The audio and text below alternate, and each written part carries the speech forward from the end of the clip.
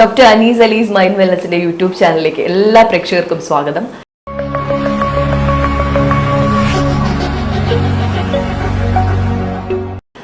Sir, നമ്മൾ ഇപ്പം ഈ അടുത്ത കാലത്ത് സോഷ്യൽ മീഡിയയിലാണെങ്കിലും ഒക്കെ നമ്മൾ കണ്ടുകൊണ്ടിരിക്കുന്ന ഒരു സംഭവമാണ്. കാരണം ഈ ഇപ്പം സെലിബ്രിറ്റീസിൻ്റെ ഇടയിലാണെങ്കിലും സിനിമ പല കാര്യങ്ങളും, ക്യാമറ, അതുപോലെ തന്നെ ഇൻ്റർവ്യൂ ആണെങ്കിലും എന്തെങ്കിലും ചോദ്യങ്ങളായിട്ട് മറ്റാരെങ്കിലും വരികയാണെങ്കിലും ക്രിട്ടിസൈസ് ചെയ്യുന്നതിനോട് ഭയങ്കരമായിട്ട് പ്രതികരിക്കുക. അത് ഇപ്പം ഞാൻ മനസ്സിലാക്കിയിടത്തോളം നല്ലൊരു ക്രിട്ടിസൈസ് നമ്മുടെ ഭാഗത്ത് കറക്റ്റ് ചെയ്യാനുള്ളൊരു സംഭവമാണെങ്കിൽ തീർച്ചയായിട്ടും നമ്മളതിനെ ഉൾക്കൊള്ളുന്നത് കൊണ്ട് വിഷയമില്ല. പക്ഷെ ഇത് കേൾക്കുമ്പോഴേക്കും പൊട്ടിത്തെറിക്കുക, ഭയങ്കരമായിട്ട് അതിന് എഗെയിൻസ്റ്റ് ആയിട്ട് പറയുക, അപ്പോൾ അവർക്കത് ഉൾക്കൊള്ളാൻ പറ്റുന്നില്ല. ഇനി അങ്ങനെയാണെങ്കിൽ തന്നെ ചിലപ്പോൾ അത് പറഞ്ഞ വ്യക്തി ഒരു പക്ഷേ ഒരു ഓപ്പൺ ആയിട്ടുള്ള ഒരാളായിരിക്കും, അയാളൊരു പക്ഷേ നല്ല ഒരു കറക്ഷൻ ആയിരിക്കും കൊടുത്തിട്ടുണ്ട്. പക്ഷെ ഇത് കേൾക്കുന്ന വ്യക്തിക്ക് അത് ഉൾക്കൊള്ളാൻ പറ്റുന്നില്ല.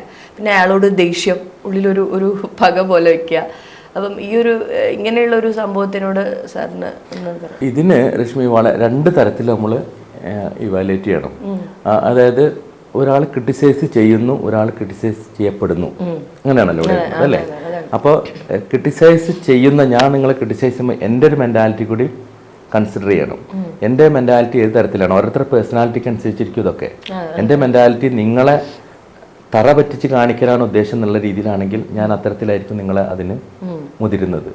നിങ്ങളെ എന്തെങ്കിലും തരത്തിൽ നിങ്ങൾ പൊന്തി നിൽക്കുന്നതോ ഏതെങ്കിലും മേഖലയിൽ നിങ്ങൾ കുഴപ്പമില്ലാതെ റൺ ചെയ്തുകൊണ്ടിരിക്കുന്ന ആളെ അധപതിപ്പിക്കാൻ വേണ്ടിയിട്ട് അല്ലെങ്കിൽ തറ പറ്റിപ്പിക്കാൻ വേണ്ടിയിട്ട് ഉള്ള ഒരു ക്രിട്ടിസൈസ്. അതല്ലാതെ ഞാനൊരു നല്ല ഉദ്ദേശത്തോട് കൂടിയിട്ടാണെങ്കിൽ എനിക്കത് പല സ്ഥലത്തും ഒന്ന് സോഫ്റ്റ് ആക്കാം. കാരണം നിങ്ങളിലേക്ക് മെസ്സേജ് എത്തിക്കുക എന്നുള്ളതാണ് എൻ്റെ ഡ്യൂട്ടി.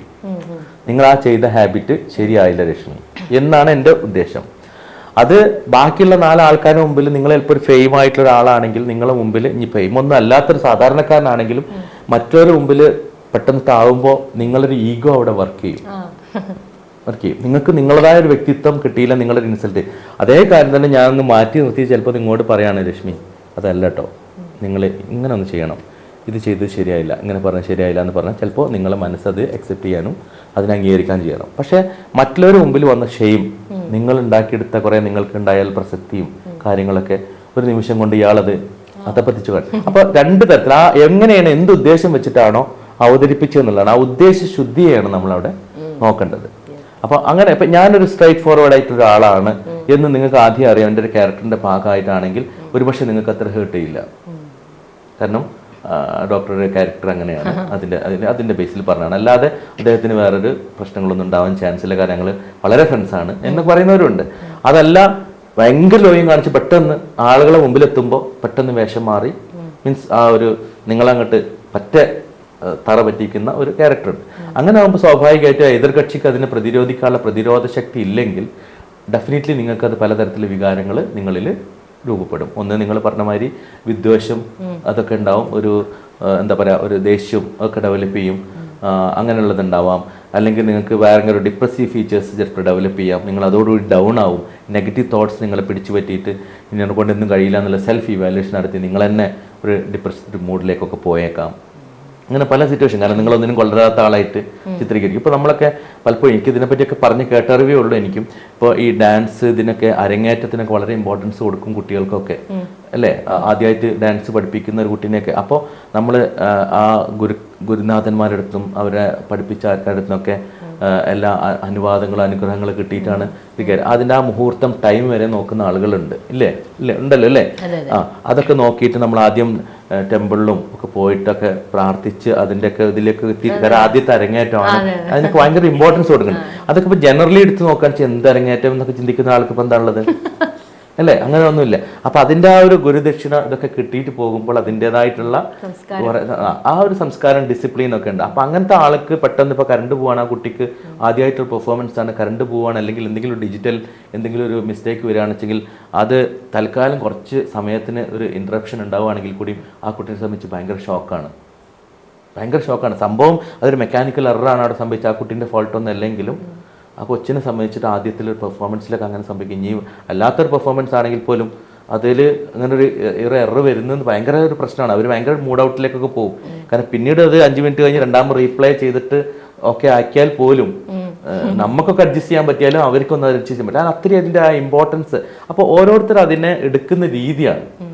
നമുക്കത് നിസ്സാരമായി തോന്നുന്നത് നമുക്കതിനെപ്പറ്റി ഡീപ്പ് നോളജ് ഇല്ലാത്തതുകൊണ്ടാണ്. എത്രത്തോളം ഡീപ്പ് നോളജ് ഉണ്ടാകുമ്പോഴാണ് നമുക്ക് ഓരോന്നിൻ്റെ ആയിട്ടുള്ള ഇമ്പോർട്ടൻസ് മനസ്സിലാകുക. അപ്പോൾ ഇത്തരത്തിൽ ക്രിട്ടിസൈസിങ് ഒരു പരിധിവരെ ചില കാര്യങ്ങൾക്ക് നല്ല ഉദ്ദേശശുദ്ധിയോടെ ആണെങ്കിൽ നല്ലതാണ്. കാരണം അവരെ കറക്റ്റ് ചെയ്യാനും അവരെ നിങ്ങളെ നേർമാർഗത്തിലേക്ക് ആക്കിക്കൊണ്ടുവരാനും വേണ്ടിയിട്ടാണ് ഞാൻ ക്രിട്ടിസൈസ് ചെയ്തത്. അത് വേണമെങ്കിൽ പല തരത്തിലാവാം. ഒന്ന് ഡയറക്റ്റ് ആവണമെന്നില്ല. എനിക്ക് ഒന്ന് പേഴ്സണലായിട്ട് വിളിച്ചിട്ട് പറയാം, അല്ല നിങ്ങളുടെ ഫോണിലൂടെ പറയാം, മെസ്സേജ് അയക്കാം, ഇമെയിൽ അയക്കാം, ഇതൊക്കെ ചെയ്യാം. ആളുകളെ മുമ്പിൽ നിന്ന് പബ്ലിക്കിന് മുമ്പിൽ നിന്ന് ചെയ്യണമെന്നില്ല. അപ്പോൾ അതൊക്കെ സിറ്റുവേഷൻ നോക്കി ചെയ്യേണ്ടതാണ്. ക്രിട്ടിസൈസ് ചെയ്യുന്ന ആൾ ശ്രദ്ധിക്കേണ്ടത്.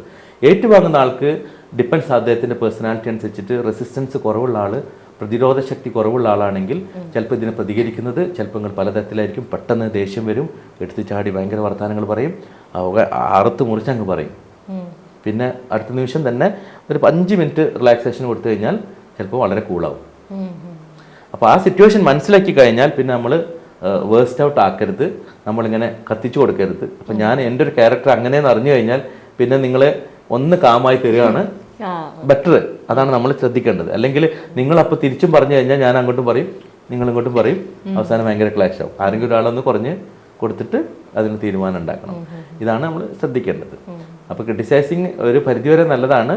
ഈ ക്രിട്ടിസൈസിങ്ങിനെ പേടിച്ചുകൊണ്ട് പല ആളുകളും ഈവൻ വലിയ വലിയ ഉദ്യോഗസ്ഥരടക്കം, എംപ്ലോയീസ് ആയിട്ടുള്ള ആളുകളടക്കം ഈ പല സോഷ്യൽ അസോസിയേഷനിലൊന്നും മെമ്പർഷിപ്പൊന്നും എടുക്കില്ല, ഗാദറിങ്ങിനൊന്നും പോവില്ല. ബിക്കോസ് നമ്മൾ ഗാദറിങ്ങിന് ക്ലബ്സിൽ ഇതിലൊക്കെ മെമ്പർഷിപ്പായിട്ട് പോകുമ്പോൾ അവിടെ ചെല്ലുമ്പോൾ ഇങ്ങനെ ഓരോരുത്തരെ കാര്യങ്ങളും ഇതൊക്കെ പറയൽ തുടങ്ങും. ക്രിട്ടിസൈസിങ്ങും പരിപാടികളൊക്കെ ഉണ്ട്. അതേ കേൾക്കാനും അതിനെ പ്രതിരോധിക്കാനും കഴിവില്ലാത്തതുകൊണ്ട് സാമ്പത്തികമൊക്കെ ഉണ്ട്. ഇപ്പോൾ ഡോക്ടറാണെങ്കിലും നല്ല പേഷ്യൻസ് ഒക്കെ ഉണ്ട്, എല്ലാ കാര്യങ്ങളൊക്കെ ഉണ്ടെങ്കിലും കൺസൾട്ടേഷൻ റൂം അല്ലെങ്കിൽ ഹോസ്പിറ്റൽ, വീട് ഹോസ്പിറ്റൽ, കുട്ടികൾ, കുടുംബം, അത് മാത്രം നിൽക്കും. ബാക്കിയുള്ള ആൾക്കാരൊക്കെ കാണാൻ പോയി കഴിഞ്ഞാൽ ഓരോ അഭിപ്രായങ്ങൾ പറയും. ഈ അഭിപ്രായങ്ങൾ പറയുമ്പോൾ ആ അഭിപ്രായത്തിനെ ഫേസ് ചെയ്യാൻ പ്രയാസങ്ങളുണ്ടാവും. നമ്മളൊക്കെ ഇപ്പം സ്കൂളിലൊക്കെ എല്ലാ വർഷവും ഇയർ എൻഡ് ആകുമ്പോൾ ഒരു ക്രിട്ടിസൈസ് എന്ന് പറയും, അങ്ങനെയും പറയാം. കാരണം നമുക്കൊരു ഇവാലുവേഷൻ ഉണ്ടാവും, ക്ലാസ് ഒബ്സർവേഷൻ, ക്ലാസ് എങ്ങനെയാണ് എന്നൊക്കെയുള്ളൊരു ഇവാലുവേഷൻ ഉണ്ടാവും.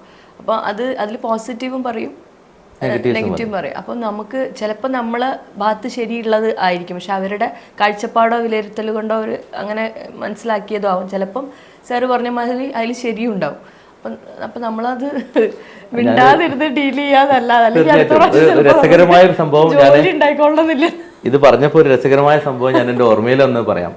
ഞാൻ എൻ്റെ MBBS കഴിഞ്ഞിട്ട് എനിക്ക് ഞങ്ങളൊരു ഫെയർവെൽ തരും. ആ ഫെയർവെൽ തരുന്ന സമയത്ത് ഞങ്ങളെ ജൂനിയർ ബാച്ചാണ് ഞങ്ങൾക്ക് തരിക.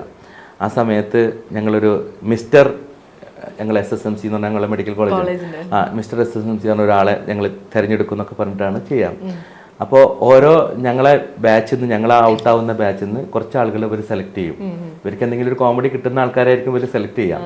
അതിൽ തീർച്ചയായിട്ടും എൻ്റെ ഗ്രൂപ്പിൽ നിന്ന് എപ്പോഴും എന്നെ സെലക്ട് ചെയ്യുന്നുള്ളത് എനിക്ക് ഉറപ്പാണ്. അപ്പോൾ എന്നെ സെലക്ട് ചെയ്തു. അപ്പോൾ ഞാൻ ആ സമയത്ത് എനിക്ക് ഇത്രത്തോളം മുടിയൊന്നും പോയിട്ടില്ലെങ്കിലും മുടി കുറവുണ്ട്. പക്ഷെ അതിങ്ങനെയൊക്കെ നമ്മളെ ഇപ്പോൾ വേണമെങ്കിൽ പറയുകയാണെങ്കിൽ വല്ല ചെറിയൊരു ആംഗിളിലൊക്കെ പോയിട്ടുള്ളൂ, എന്നാലും കൊഴിഞ്ഞ് വരുന്നുണ്ട് മാത്രം. അപ്പം ആ സ്ഥലത്തിലിരിക്കുമ്പോൾ മിക്ക ആളുകളും എന്നെ കോൺസെൻട്രേറ്റ് ചെയ്യുന്നത് അത് വെച്ചിട്ടായിരിക്കും എന്നോട് ചോദിക്കുന്നത്. അപ്പോൾ ഇവർ പറയുന്നത് എന്താ വെച്ചാൽ ഇവർ സ്റ്റേജിൽ വിളിച്ചിട്ട് എന്നോട് വിളിച്ച് ചോദിക്കും. ആ ചോദിക്കുന്നതിന് നമ്മൾ ആൻസർ പറയണം. എൻ്റെ മുഖത്തുള്ള ഫേഷ്യൽ എക്സ്പ്രഷനും എനിക്കത് എങ്ങനെ ബാധിച്ചു, എൻ്റെ മുഖത്തൊരു ഇൻസൾട്ടിങ് മാതിരി തോന്നരുത്. എന്നെ ഇൻസൾട്ട് ചെയ്യാനാണ് മറുവശം ശ്രമിക്കുക. അപ്പൊ എന്നോട് ചോദിച്ച ഫസ്റ്റ് ചോദ്യം തന്നെ, നിങ്ങളെ സമ്മതിച്ചിരിക്കുന്നു, നിങ്ങളൊരു ഡോക്ടറായി ഇപ്പോൾ ഏതായാലും നിങ്ങളെ സമ്മതിച്ചിരിക്കുന്നു, നിങ്ങൾ എങ്ങനെ ഇത്രയും നിങ്ങളുടെ ക്ലാസ്സിലെ പെൺകുട്ടികളെ അവരുടെ ഇടയിലൊക്കെ ഈ മുടിയൊന്നും ഇല്ലാതെ എങ്ങനെ മുന്നോട്ട് പോയി? നിങ്ങളെപ്പറ്റി അന്വേഷിച്ചപ്പോൾ നിങ്ങൾ ഓരോ ബാച്ചിലും ടൂർ ഓപ്പറേറ്ററും ടൂർ ഓർഗനൈസ് ചെയ്തതും മറ്റുള്ള ഗെറ്റ് ടുഗെദറൊക്കെ ഓർഗനൈസ് ചെയ്ത് നിങ്ങളാണെന്നുള്ളത്, നിങ്ങൾക്ക് എങ്ങനെ ഇത് സാധിച്ചു? നിങ്ങൾക്ക് നാണമില്ലേ ഈ കുട്ടികളുടെ മുമ്പിൽ? അങ്ങനെ ഞാൻ പറഞ്ഞു.